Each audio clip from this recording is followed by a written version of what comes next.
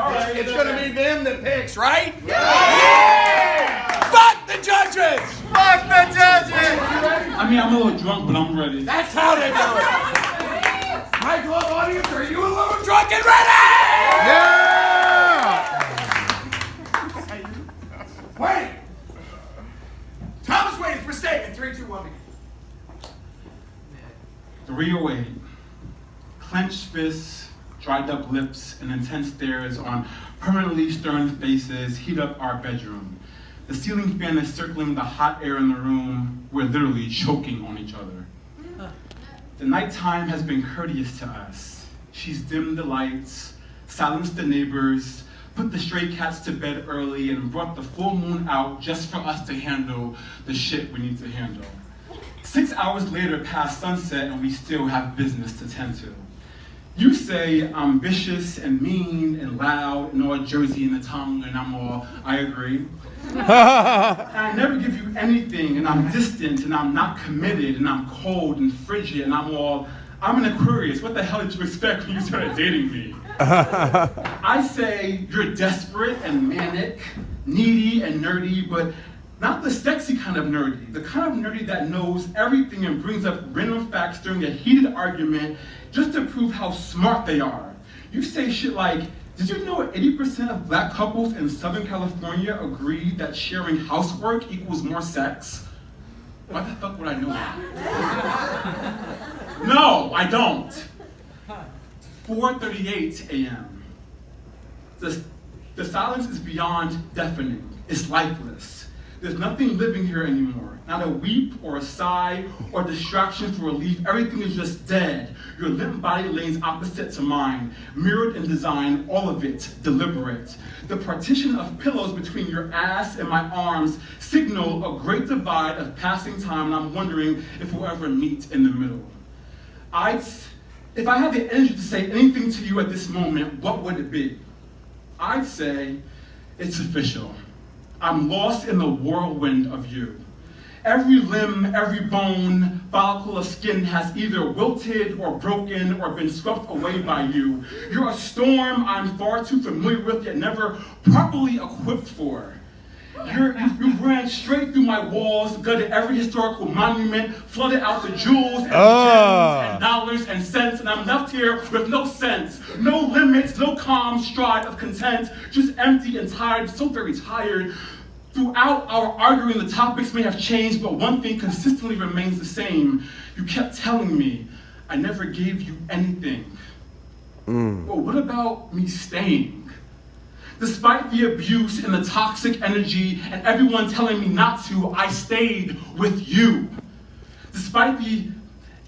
As defiant as the day is long, I stayed laying out the foundation for us to grow upon, and yet you kept denying me by reminding me you can't grow a garden on rotten soil. But I stayed because I know how it feels to watch a loved one choose to leave you behind, choosing not to choose you, choosing to be fairly honest instead of being romantically kind. You studied their attire so you'll never forget it. You spot the hidden detail in their smiles so you'll never regret it. You choose to remember the best parts of them so you never regret it. Trust me, I know that feeling all too well, so I choose to stay cold with you in spite of being inches away from the sun. I choose to box toe-to-toe with you rather than run. I've been running my whole burdened life, running from family, running from friendships, running from cops, running from ignorance, running from privilege, white that is, running from God, running from Satan back towards God, running from peace. Because apparently I feel right at home in dysfunction. Must be why I stay in it. But at least I stay in it.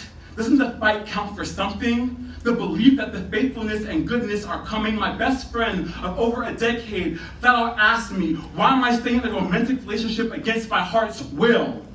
Well, Sam, it's a tricky task to try to explain or rationalize the thoughts of someone stupidly in love. But I can start with saying, staying is easier sometimes.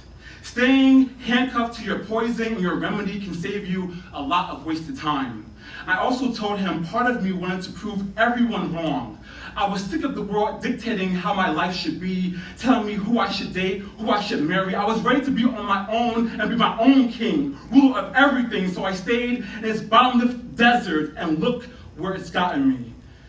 I'm now a barren shell with no precipitation to nurture anyone in the future, hostile for no reason, destitute with no loving ambition. But that's okay, because at least I never gave up. I never quit. I never split. I never dipped. I stayed in it. Hell, I'm still in it, all for you, all for the possibilities of you. Every syruping, sugary bubblegum bubble of a dream I've ever had for us, I trust that it can still come true if I stay. Every filthy, nasty strand of an insult I can just tangle up together, lasso it, whip it up in my hand, toss it in the past, buried in the sand to make it easier just to stay. Everything that we could have been, every life we could have lived, everything that we can still be, I believe in it. I have to. So I'm gonna stay. 10:08 a.m. The daytime is ready for her close-up. She's colored the sky with perfect hues of baby blues and whites. She's cleaning the world for us. Birds chirping and robins are competing with each other, and the LA traffic rises from a category 2 to a 4. I choose to finally roll over and address the elephant in the room, but it isn't there. You walk in with a plate of food, sausage links, eggs, hash browns, waffles, pancakes, fruits, muffins, cookies. You know my fat ass well, way too well. I want to eat all that shit, but our eyes latch on to each other. You hold onto my gaze with every single ounce of intensity you can muster, and I submit willingly, never blinking. We stay locked on each other. We stay connected to each other. Thank you. Yeah!